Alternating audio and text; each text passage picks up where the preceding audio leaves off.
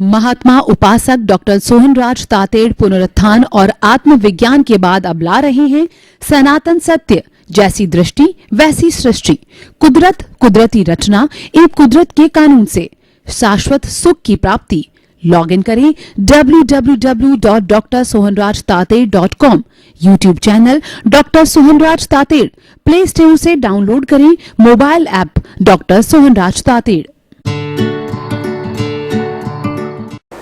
चंदेषु निम्मलयरा आयचेषु अय्यं पयासयरा सागरवर गंभीरा सिद्धा सिद्धिं मम दिशन्तु सिद्धा सिद्धिं मम दिशन्तु। हे मेरे भीतर विराजमान, मेरे आराध्य, मेरे भगवान, मेरे इष्ट, मुझे शक्ति दो, जागृति दो कि मेरा राग द्वेष हर क्षण घटता रहे। मैं किसी के दोष नहीं देखूं, मेरे द्वारा किसी को दुख नहीं पहुंचे, मैं किसी के प्रति अभिप्राय या ओपिनियन नहीं दूं और हर जन्म में मेरे को मोक्ष के कर्म मिले, हर जन्म में मेरे को ज्ञानी पुरुष और सद्गुरु मिले। ऐसा आशीर्वाद दो, ऐसी कृपा करो और ऐसी मुझे जागृति दो, जागृति दो, जागृति दो और मुझे शक्ति दो, शक्ति दो, शक्ति दो। भाइयों बहनों, आज का बहुत सुंदर विषय है कि जीवन का उत्तम लक्ष्य परोपकार। परोपकार का अगर हम संधि विच्छेद करें तो पर प्लस उपकार, दूसरे का उपकार करना, दूसरे का भला सोचना, दूसरे की चिंता करना, दूसरे को सहयोग करना, अपने से अपने परिवार के अतिरिक्त जो है अन्य को किसी तरह का सहयोग करना परोपकार कहलाता है।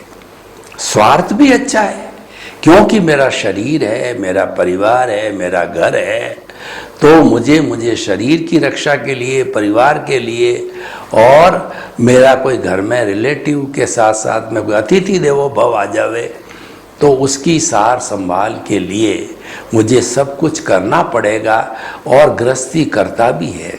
गृहस्थी क्या कहता है? साईं इतना दीजिए जामे कुटुंब समाए, मैं भी भूखा न रहूं और साधु न भूखा जाए। कि हे मेरे परम पिता परमेश्वर, मुझे आप इतना दो कि मैं जो है भूखा नहीं रहूं और मेरा जो कोई भी जो अतिथि आवे वह भी भूखा नहीं जावे, मेरे परिवार का अच्छा भरण पोषण हो जावे। यह भी अच्छी बात है। तो ये चिंतन है, ये अपने परिवार का चिंतन स्वार्थ की श्रेणी में जाता है क्योंकि परिवार के लिए कहा गया है कि आप खुद के लिए कितना ही अर्थ संग्रह करो, परिग्रह करो, अपने परिवार के लिए परिग्रह करो, वो सारा स्वार्थ की श्रेणी में आता है। और आप उसमें से किसी को थोड़ा सा भी भाग दो, चाहे 10,000 दो, 20,000 दो, जितनी आपकी ताकत है, वह किसी व्यक्ति को सहयोग करना, संस्था को सहयोग करना, समाज को सहयोग करना, वह परोपकार परोपकार है। तो आज का हमारा जो एपिसोड ये है कि what you contribute to others, what you contribute to the society, what you contribute to your fellow man, what you contribute to the people who are needy, that is countable। आप अपने बच्चों को अलग अलग अच्छे फ्लैट बना के दो, करोड़ों रुपयों की संपत्ति दो, फैक्ट्री दो, धन दो, दौलत दो, वो आपका पर्सनल मैटर है, वो आपका स्वार्थ के घेरे में जाएगा, वो काउंटेबल नहीं है। चाहे कितना ही करते रहो, कितना ही बड़े लोग बन जाओ, कितना ही पैसा लाखों करोड़ों अरबों रुपए कमा लो और अपने परिवार तक ही सीमित रखो या रिलेटिव तक ही सीमित रखो, वह स्वार्थ की चेतना, वह स्वार्थ का संसार है और हम उसको बुरा नहीं मानते हैं क्योंकि सामान्य व्यक्ति तो उसमें ही रहता है और वो करना भी जरूरी है। लेकिन एक स्टेप ऊपर जाना, जब वो पूर्ति हो गई, स्वार्थ की चेतना पूर्ति हो गई, तो अब हमें थोड़ा विकास करना चाहिए, क्योंकि हर एक व्यक्ति विकास करना चाहता है। तो हमारे सामाजिक जीवन में विकास क्या है कि हम दूसरों की चिंता करें। आपका घर आराम से चल रहा है, अब फिर आप पड़ोसी को देखो कि मेरे पड़ोसी को कोई दुख तो नहीं, कोई कष्ट तो नहीं है। जो क्रिश्चियनिटी है उसके अंदर ट्रिनिटी बोलते हैं, 3 बातें बहुत जबरदस्त है। सेवा, कि आप अपने पड़ोसी को जो है कितना खुश रखते हो, पड़ोसी को कितना सहयोग करो, वो करना चाहिए। दूसरा, you are the son of the god, आप भगवान के पुत्र हो, भगवान में श्रद्धा रखो। और तीसरी बात वो कहते हैं कि जो है डू सम चैरिटी, अपने लोगों के लिए कुछ कीजिए। वही मैं आज बताना चाहता हूं। परोपकार की भावना हर धर्म में अच्छी मानी गई है। किसी भी धर्म में, संप्रदाय के अंदर, समाज में परोपकार की भावना न होती है तो वह धर्म, वो समाज, वो संप्रदाय नहीं चल सकता। इसीलिए जैसे बच्चे को हम घूंटी पिलाते हैं, समाज के हर व्यक्ति को परोपकार की घूंटी पिलाना चाहिए और हर व्यक्ति को ये एहसास कराना चाहिए कि तुम्हारे पे 4 तरह के ऋण हैं। तुमने जन्म लिया है, 4 तरह के ऋण उतारे बिना तुम इस संसार को छोड़ के मत जाना। पहला ऋण तो जो है देव ऋण है। ईश्वर की कृपा से तुम्हें अच्छा स्वास्थ्य मिला, अच्छा घर मिला, परिवार मिला, धन मिला, दौलत मिला, बाल बच्चे मिले, सब ईश्वर की कृपा है। तो ईश्वर के प्रति ऋण क्या है? तुम ईश्वर के नाम, जो भी तुम्हारा इष्ट है, उसके नाम का स्मरण करो और ईश्वर की भक्ति करो। और कई लोग तो ईश्वर की पूजा, धूप, अगरबत्ती इत्यादि करने में जो है वह भी उसका एक भाग मानते हैं कि इससे ईश्वर खुश रहता है। और ईश्वर के लिए कहा है कि क्लीनलीनेस इज गॉडलीनेस। ईश्वर को स्वच्छता पसंद है, तो आप स्वच्छ रहो, अपना घर को स्वच्छ रखो, विचारों से स्वच्छ रहो और आचार विचार रहन सहन से स्वच्छ रहो। अपने चरित्र पे दाग मत रखो, वह ईश्वर की सबसे बड़ी पूजा है। और आप परोपकार करो, वह भी ईश्वर भक्ति है। नर सेवा नारायण सेवा कही गई है कि जितना आप परोपकार करोगे आप नारायण की सेवा करोगे। तो ये तो हो गया हमारा देव ऋण कैसे उतारा जाता है। दूसरा ऋण है गुरु ऋण। गु का मल अंधकार, रू मतलब दूर करने वाला। गुरु अज्ञान रूपी अंधकार को दूर करता है, तो वो हमें बहुत बड़ा उसका एहसान है हमारे ऊपर। वह ईश्वर की प्राप्ति कराता है। तो गुरु को चित्त समाधि पहुंचाने के लिए गुरु की सेवा करो, गुरु को जो आवश्यकता है उसकी पूर्ति करो। और गुरु की आवश्यकता के लिए हमारे जैन धर्म में ये बताया गया है कि उसकी जो कुछ भी आवश्यकता है उसकी हम पूर्ति करते हैं 5 महाव्रती साधु की, तो वो सारा जो पुण्य बंद में जाता है। वो कौन कौन सा पुण्य होता है? अन्न पुण्य, पान पुण्य, लयन पुण्य, शयन पुण्य, मन पुण्य, वचन पुण्य, काया पुण्य और नमस्कार पुण्य। ये जो है सब उसकी आवश्यकता की पूर्ति के लिए, क्योंकि वह जो है संपूर्ण अहिंसक व्यक्ति है और वह लोगों से भिक्षा लेकर के जीवन जीने वाला। साधु और गृहस्थी में अंतर क्या है? साधु के घर नहीं होता, गृहस्थी के घर होता है। साधु के रसोई नहीं होती, गृहस्थी के रसोई होती है। साधु के संबंध नहीं होता है, गृहस्थी के संबंध होता है। इसलिए कोई भी साधु जो दीक्षित है उसके सामने उसके माता पिता भी आएंगे तो वो इंट्रोडक्शन ये कराएगा कि मेरे संसार पक्षीय पिता, संसार पक्षीय माता, क्योंकि उसने ग्रह त्याग कर दिया, कंचिनी कंचन कामिनी को त्याग कर दिया, वसुधैव कुटुंबकम का सदस्य बन गया, इसीलिए पूरे संसार का वो सदस्य है। तो उसका संबंध जो है वह ग्रस्त रूप से अलग हो जाता है। तो भाई और बहनों, ऐसे लोगों को चित्त समाधि पहुंचाना, उनकी कोई भी आवश्यकता है उनकी पूर्ति करना है, ये पुण्य का काम है, ये ऋण उतारने के समान है। तो ये गुरु ऋण उतारने की बात हो गई। तीसरा होता है पितृ ऋण। माता पिता ने तुम्हारे को जन्म दिया, पाला पोसा, बड़ा किया, माँ ने 9 महीने पेट में रखा, माँ जो है आले में सोती, आपको सूखे में सुलाया ताकि आपको जुकाम नहीं हो जावे, निमोनिया नहीं हो जावे, ठंड नहीं हो जावे। आप जब चलने लगे तो आपकी हर हरकत का ध्यान रखा कि बच्चा कहीं पड़ नहीं जाए, आग के पास नहीं चला जाए और उसके लग नहीं जाए। सारा ध्यान तुम्हारे पर केंद्रित करके बड़ा किया, पाँव पर खड़ा किया, खिलाया पिलाया, अच्छे कपड़े पहने, खुद फटे हुए पहने और तुम्हारे को नई नई ड्रेसें पिलाई, और खुद ने जो है बासी भोजन किया, तुम्हारे को 5 पकवान बनाए और अच्छी कॉन्वेंट स्कूल में तुम्हारे को फीस के लिए खुद सारा सेक्रीफाइस करके, अपनी बचत करके तुम्हारे को अच्छा डॉक्टर, इंजीनियर, चार्टर्ड अकाउंटेंट कहिए या कुछ भी कहिए, पढ़ा लिखा करके आपको बनाया। लेकिन आपका उसके प्रति भी ऋण है, माता पिता के प्रति।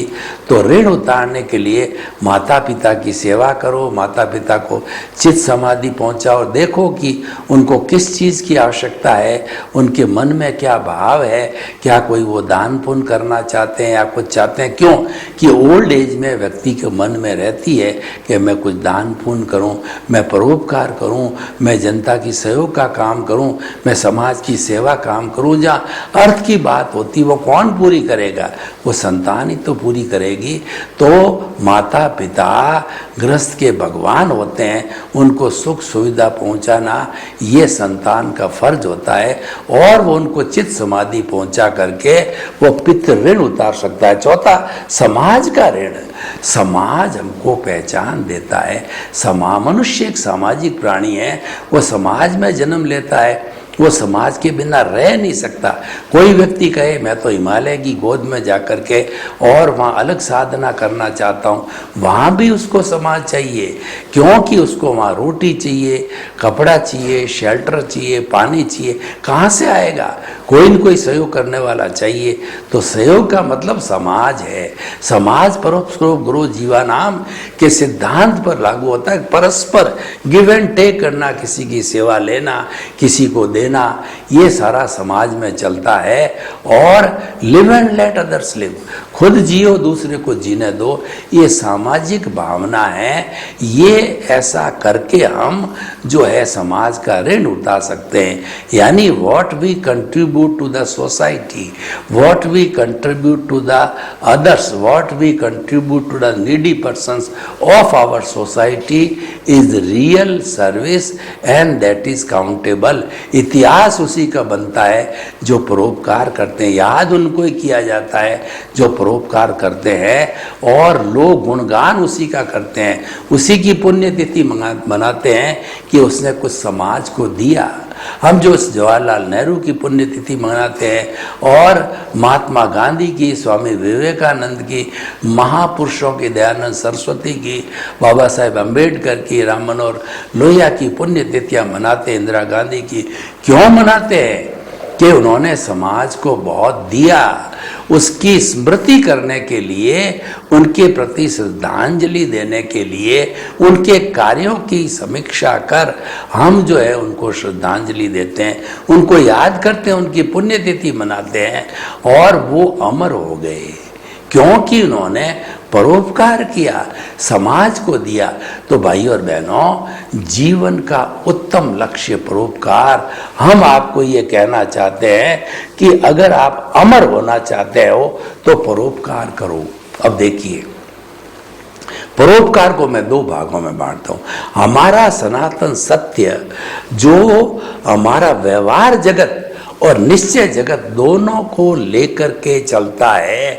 जैसे गाड़ी होती है एक पहिए पे नहीं चल सकती, गृहस्थी के लिए जो है पति पत्नी रूपी गाड़ी से ही गृहस्थी चलती है, तो हम दोनों को इक्वल इम्पोर्टेंस देकर के, दोनों को साथ लेके, दोनों का सामंजस्य करके ही हम सनातन सत्य निकालते। हम तो साफ कहते हैं कि व्यवहार शुद्धि बिना निश्चय शुद्धि नहीं है। हमारा सनातन सत्य कार्यक्रम कुदरती रचना और कुदरत के कानून पर आधारित है। हमारा उद्देश्य है कि संसार की what is the ultimate reality, सार्वभौम सत्य, universal truth of the world, और वो ये है कि हमको शाश्वत सुख की प्राप्ति करना। शाश्वत सुख जो ब्लिस होता है वो एक जन्म में नहीं मिलता है, लेकिन हम इतना काम तो करें कि इस जन्म में शाश्वत सुख की ब्लिस की नींव लगा दें। तो नींव लगी तो कभी न कभी मकान अवश्य बनेगा। इस जन्म में अगर हम नींव लगा देते हैं शाश्वत सुख की, तो आने वाले जन्मों में ईश्वर कृपा से हम सिमंदर स्वामी के चरणों में जन्म लेकर के वहाँ 2, 4, 5 भव करके हम सिद्ध बुद्ध मुक्त और मुक्ति को जा सकते हैं, ब्लिस को जा सकते हैं और शाश्वत सुख को प्राप्त कर सकते हैं, जो कि हमारा मुख्य उद्देश्य है। तो भाई और बहनों, जीवन का उत्तम लक्ष्य जो परोपकार, मैंने बाहरी जगत व्यवहार जगत की बहुत बात की, अब मैं आपको भीतरी जगत में ले चलता हूँ कि भीतरी जगत में परोपकार का क्या अर्थ है, कैसे किया जा सकता है और कैसे किया जाना चाहिए। भीतरी जगत है वो प्रभु का जगत है, प्रभु का साम्राज्य है, वो आपका एब्सोल्यूट प्राइवेट जगत है। उसमें एक परिंदा भी पर नहीं मार सकता। आपकी पत्नी है, वह भी उसमें एंट्री नहीं ले सकती है, केवल आप और आपके प्रभु को हो। इसीलिए भीतरी जगत में जाना सीखो, अंदर जाने की एंट्री लो। अंदर जाने के बाद में आप प्रभु से बात करो, प्रभु से आशीर्वाद लो, प्रभु के चरणों में पड़ो और प्रभु को रिझाओ और प्रभु से शक्ति मांगो। जो भी शक्ति आपको मांगनी है, चाहे मुक्त होने की शक्ति मांगनी है, चाहे आपको किसी भी तरह की शक्ति मांगनी है, वो भीतर विराजमान प्रभु है, आपका इष्ट है, आपका भगवान, और हर एक के पास है, हर एक के अंदर मौजूद। मैं बोल रहा हूँ, किसकी ताकत से बोल रहा हूँ? मेरे प्रभु की ताकत से। मैं हाथ हिला रहा हूँ, किसकी ताकत से? मेरे प्रभु की ताकत से। और मेरा प्रभु मेरे भीतर नहीं है, तो आप बताओ कि मैं बोल सकता हूँ? मुझे मुर्दा समझ के तुरंत जला दिया जाएगा। और हर जीवित प्राणी का यही आश्रय होता है कि उसके भीतर से हंसा बोलते हम हमारी देसी भाषा में हंसा कहते हैं। हंसा मतलब शुद्ध आत्मा भगवान मूल स्वरूप में बना नहीं है, उसको बनाना है तो हमारी आत्मा का ये बॉन्डेड आत्मा है, तो उसकी कृपा से सब होता है।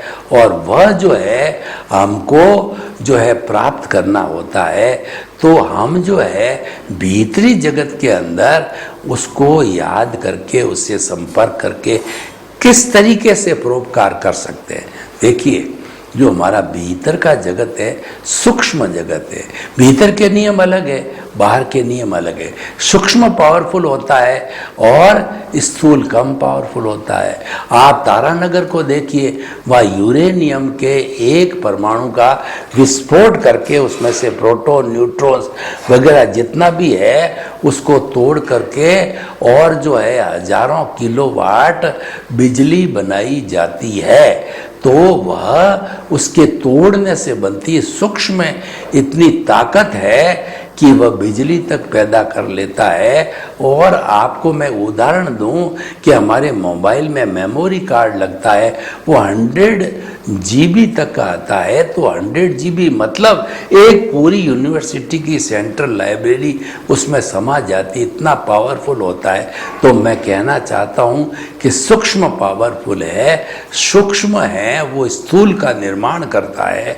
तो हम उस सूक्ष्म जगत के अंदर जाकर के परोपकार कैसे कर सकते हैं कि हमारे प्रभु का स्मरण करके हम जो अच्छे संस्कार प्राप्त करके और वो ज्ञान हम लोगों तक बांटें। जब हम भीतर जाकर के और हम ज्ञाता दृष्टा बन करके दृष्टि विज्ञान को प्राप्त करके वैसी स्थिति हम लोगों को बतावें कि अगर आप मुक्ति जाना चाहते हो तो आप जो है वह जो है कुछ सिद्धांत को पकड़ो, जो हमारा शाश्वत सत्य है वो हम लोगों तक बताते हैं। सनातन सत्य ये भीतर से आता है, हम उनको बताते हैं कि मन वचन काया, जो कि ये बाहर की चीज है, जो प्रकृति है, जो माया है और जो हमको दिखाई देती है, मन से चिंतन होता है, जब वचन के रूप में आता है तो दिखाई दे देता है कि ये भीतर से सोच के बोला गया।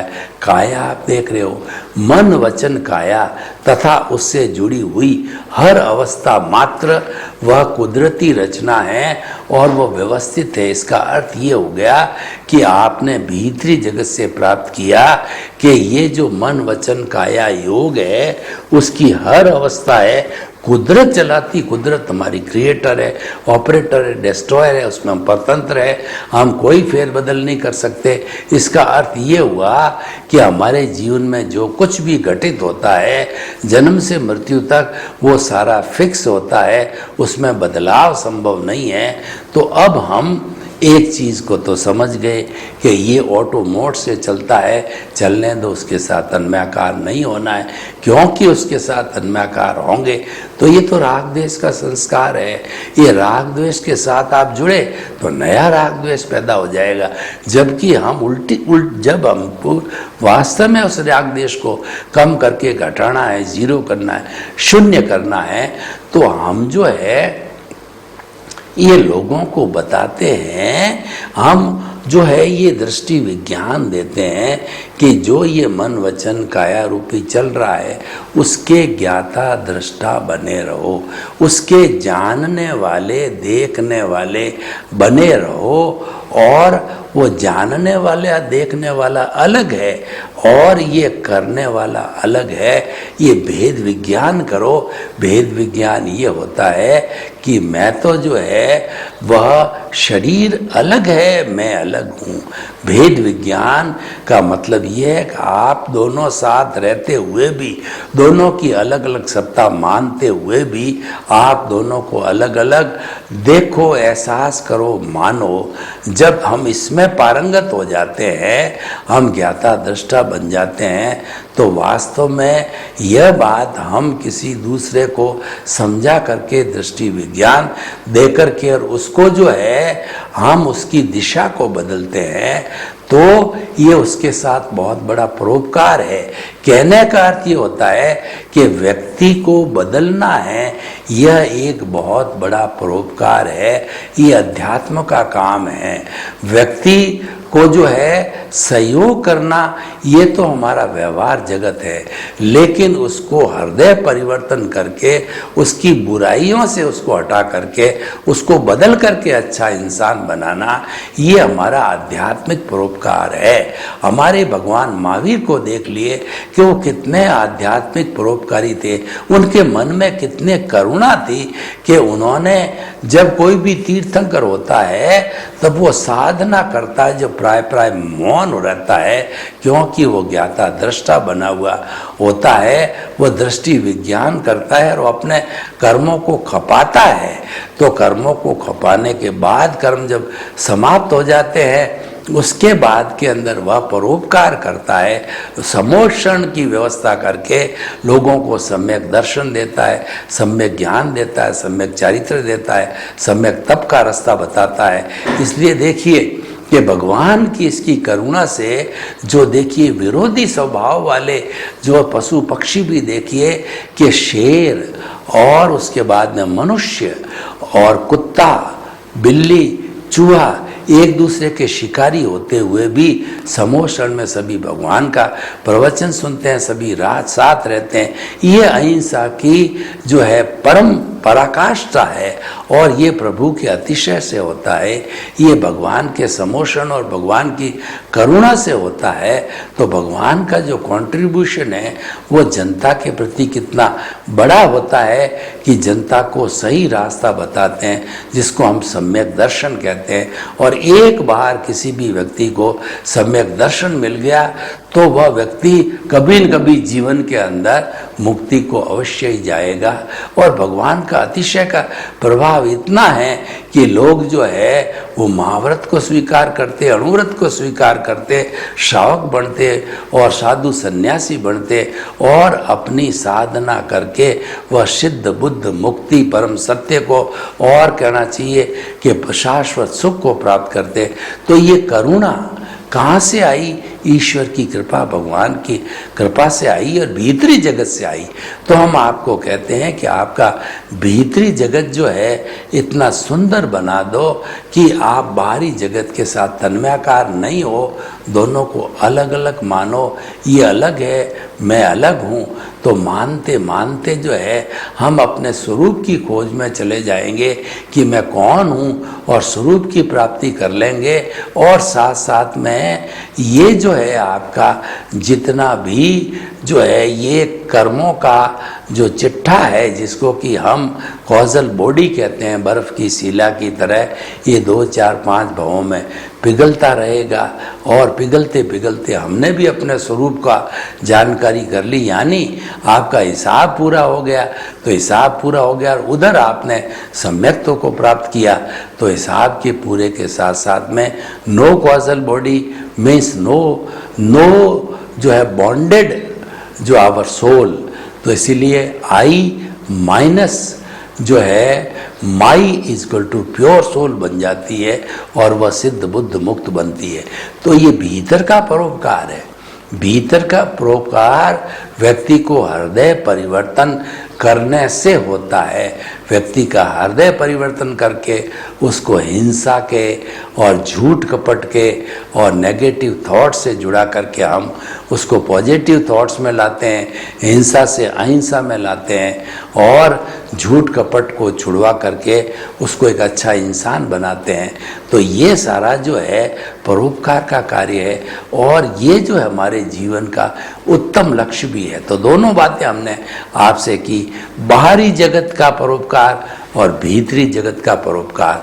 जब हम दोनों तरह के परोपकार करने लग जाते हैं तो वो होलिस्टिक हो जाता है, क्योंकि जो बाहरी जगत का परोपकार होता है उसमें साधनों की आवश्यकता होती है। व्यवहार जगत के अंदर साधन चाहिए, क्योंकि हमारा वो साध्य है।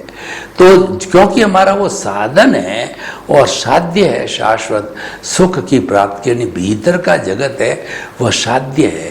तो ये साधन और साध्य दोनों चलते रहते हैं और दोनों को जो है हमें जो है कहना चाहिए प्योरीफाई करना है, दोनों को हमें पवित्र करना है। और जब पवित्र हो जाते हैं तब हम जो है वो सहज ही जो है वो शाश्वत सुख को प्राप्त कर सकते हैं।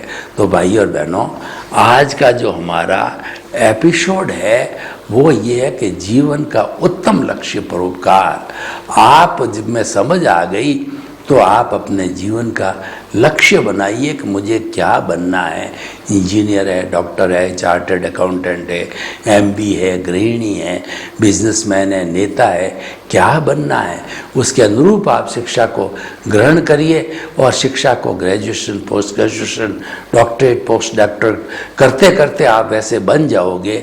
परंतु बनने के बाद मान लीजिए आपने 25-27 साल की उम्र में पूरी पारंगत हो गए, शिक्षा प्राप्त कर ली, लेकिन जीवन का ध्येय बनाइए उस शिक्षा का उपयोग क्या करना है, वो बड़ी बात होती है। अगर वो उपयोग परोपकार में होता है तो जीवन का उत्तम लक्ष्य बनता है और हमारी शिक्षा प्राप्त करने के बाद साधन, धन, संपत्ति सब कुछ भाग्योदय से या कमा के प्राप्त कर लिए जाते हैं, लेकिन वो हम दूसरों के उपयोग में नहीं काम लेते हैं, अपने स्वार्थ के लिए ईट, ड्रिंक एंड बी मैरी में काम लेते हैं, अपनी नीड को पूरा करने में काम लेते हैं और ग्रीड स्वरूप वो रह जाती है तो फिर परोपकार नहीं हो सकता और उसकी कोई वैल्यू भी नहीं होती है। परोपकार का एक भावना होनी चाहिए। हर व्यक्ति परोपकार कर सकता है। उदाहरण के तौर पे देखिए कि आज ट्रेन चल रही है और एक टीटी है, वो टीटी परोपकार या लोगों की सेवा परोपकार एक ही बात है। तो वो किस तरीके से परोपकार करे कि वो लोगों को सहयोग दे करके, लोगों के साथ अच्छा व्यवहार करके वो परोपकार कर सकता है। सर्वे भवन्तु सुखिनः, सर्वे सन्तु निरामया। लोक के सब जीवों को सुख मिले, शांति मिले, आनंद मिले, प्रेम मिले, सौहार्द मिले और सभी शांतिपूर्ण से स्थिति से अपने जीवन को यापन कर सिद्ध बुद्ध मुक्त बने। आपके प्रति मंगल भावना। ओम शांति, ओम शांति। महात्मा उपासक डॉक्टर सोहनराज तातेड़ पुनरुत्थान और आत्मविज्ञान के बाद अब ला रहे हैं सनातन सत्य, जैसी दृष्टि वैसी सृष्टि, कुदरत, कुदरती रचना एवं कुदरत के कानून से शाश्वत सुख की प्राप्ति। लॉग इन करें www.drsohanrajtater.com। YouTube channel doctor Sohanraj Tated, play store से डाउनलोड करें mobile app doctor Sohanraj Tated.